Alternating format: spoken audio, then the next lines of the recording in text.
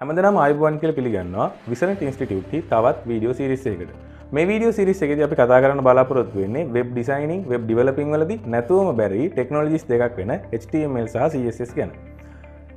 ඕනිම developer කෙනෙක්ට මූලිකවම අවශ්‍ය වෙන HTML සහ CSS ගැන බොහොම සරලව බොහොම පැහැදිලිව ඉගෙන ගන්න ඕගොල්ලොත් රැඳිලා ඉන්න මේ විසරන්ට් ඉන්ස්ටිටියුට්.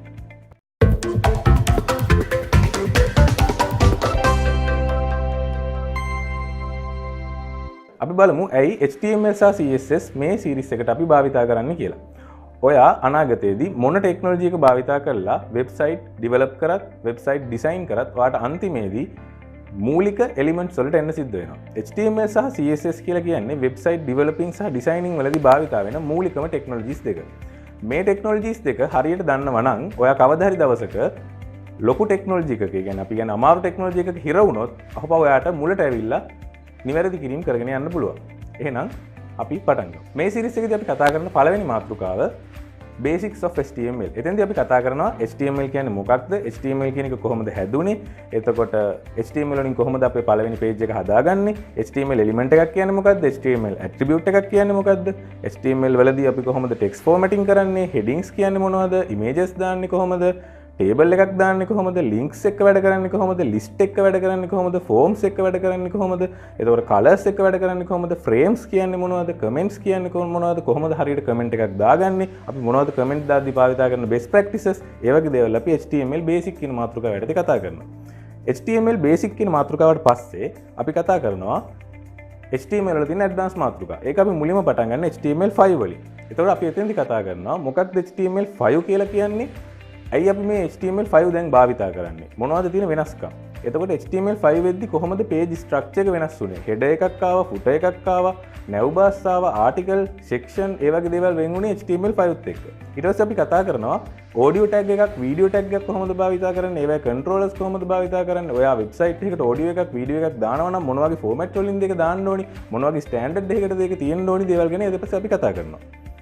ඊට පස්සේ අපි කතා කරනවා SVG කියන්නේ මොනවද කියලා. ඔයගොල්ලෝ දැකලා ඇති ලස්සන වෙබ්සයිට් වල ගොඩක් මේ කාලේ පාවිච්චි කරන්නේ මේ SVG කියන ටෙක්නොලොජි එක. SVG කියන්නේ මොනවද? canvas කියන්නේ මොනවද? SVG animation එකක් කොහොමද අපි පාවිච්චි කරන්නේ? canvas එකට කොහොමද animation එකක් දෙන්නේ? ඒ වගේ දේවල් අපි advanced topic එකකට කතා කරනවා. ඊට පස්සේ කිසිම වීඩියෝ සීරීස් එකක ඔයාලට හම්බෙලා නැති අලුත් මාතෘකා අපි කතා කරනවා කොහොමද HTML එක්ක geolocation API එක වැඩ කරන්නේ කියලා. HTML5 එක්ක built-in function එකක් විදිහට geolocation API එක drag and drop ඒ දේවල් එනවා. ඒවා කොහොමද වැඩ කරන්නේ කියලාත් මේ වීඩියෝ සීරීස් එකේදී අපි කතා කරන්න බලාපොරොත්තු වෙනවා. මම කිව්වා මේ වීඩියෝ සීරීස් එකේදී අපි HTML වගේම CSS ගැනත් කතා කරනවා කියලා. CSS කියන්නේ මොනවද?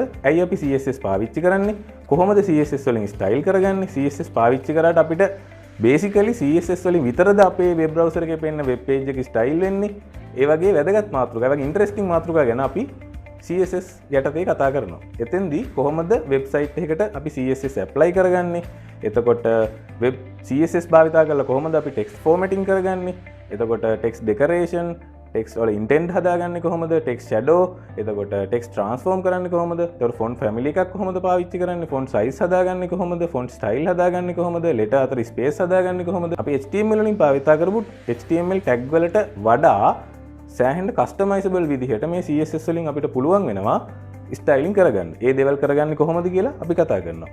ඊට පස්සේ CSS කියන්නේ අර basically වෙන් කරන්න අමාරුයි අපිට ප්‍රධාන මාතෘකාව වලට. මම ඕගොල්ලෝගේ ඉගෙන ගැනීමේ පහසුවට අපි ඉස්සෙල්ලාම කතා කරනවා view එකකට. ඒ කියන්නේ අපි ඉස්සරහට ගන්න පොඩි කොටුවකට වගේ දෙයකට කොහොමද CSS අදාළ වෙන්නේ කියලා. එතෙන්දී අපි කතා කරනවා HTML සහ CSS වලදී භාවිතා වෙන box model එක කියන්නේ මොකක්ද? මාජින් එක කොහොමද පාවිච්චි කරන්නේ? පැඩින් එක කියන්නේ මොකක්ද? මේ දෙක අතර වෙනස මොකක්ද? බෝඩර්ස් හරියට දාගන්නේ කොහොමද? බෝඩර් රේඩියස් වගේ දේවල් අලුතෙන් ඇවිල්ලා තියෙනවා. මේ දේවල් පාවිච්චි කරන්නේ කොහොමද?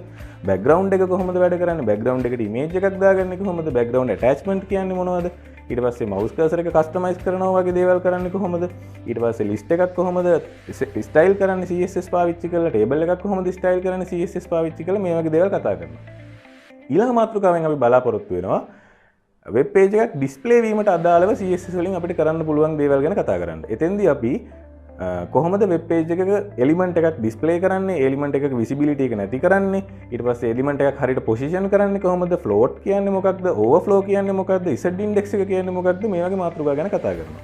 ඊට පස්සේ අපි එනවා HTML වලින් HTML5 වලට ආවා වගේ CSS වලින් CSS3 කියන මාතෘකාවට. CSS3 තමයි දැන් අපි භාවිතා කරන CSS version එක. එතකොට CSS3 වලට එද්දී මොනවද vendor prefix කියන්නේ? එතකොට transparency එක කොහොමද හදාගන්නේ? text shadow එක කොහොමද හදාගන්නේ? pseudo class කියන්නේ මොනවද? pseudo elements කියන්නේ මොනවද?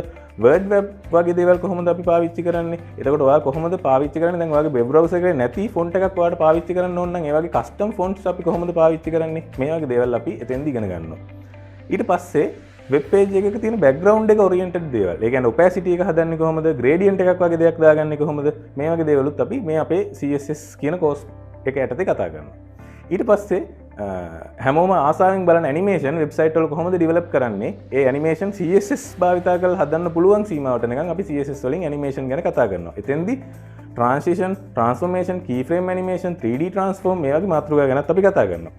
ඉතින් මම ඔයගොල්ලන්ට ආරාධනා කරනවා අපේ මේ වෙබ් ඩිසයිනින් සහ වෙබ් ඩෙවලොපින් එකට එකතු කරලා හදපු මේ වීඩියෝ සීරීස් එකත් එක්ක දිගටම එකතු වෙලා ඉන්න. මේ වීඩියෝ සීරීස් එක අවසානයේදී ඕගොල්ලන්ටත් හොඳ බේසික් solid foundation එකක් තියෙන වෙබ් ඩිසයිනර් කෙනෙක්, වෙබ් ඩෙවලොපර් කෙනෙක් බවට පත් වෙන්න පුළුවන් වෙයි. එහෙනම් දිගටම අපිත් එක්ක රැඳිලා ඉන්න මේ විසරන් ඉන්ස්ටිටියුට්.